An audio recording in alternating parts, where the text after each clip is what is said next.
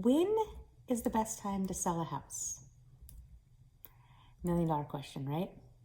Actually, it's not. When is the right time to sell a house is a very simple answer that I think a lot of people complicate. People talk about buying patterns and people talk about seasonality. And I'm here to tell you that if you look in the Portland metropolitan area, RMLS, we don't have the same seasonality that a lot of places have. And let me explain why other places have seasonality that we don't have. If it was 116 degrees like it is in Arizona in the middle of the summer, nobody just wants to browse for houses, right? So the people who are buying in Arizona in the middle of summer are people who need to buy. And people who are selling are people who need to sell. Because on the other hand, a seller doesn't want to get kicked out of their house for 2 hours for showings to go where when it's 116. I know, I'm being dramatic, and that's like way over exaggerated. But Oregon's not like that. So we don't have the same seasonality. So when people tell you like, oh, December's really slow, there are many years of my career that December's my busiest month. And I say that because people have time to look between Christmas and New Year's. People have time off. People aren't expected to be a lot of places. Like we cut people a lot of slack during that week.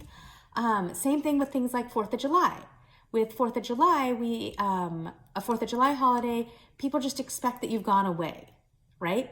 But in actuality, you actually have time to be shopping for a house. So we don't have the seasonality that other places have. We don't have the extreme temperatures that other places have. So my very simple answer of the best time to sell a house is when you need to. I know, mind blown, right? That when you need to sell your house. So for example, aging parents. Parents are aging. Nobody should wait until someone falls in a house with stairs. You need to, and probably want to, sell before our aging parents get to that stage. You are pregnant with child, or have had multiple children, are on many children, I don't know. And you're outgrowing your house.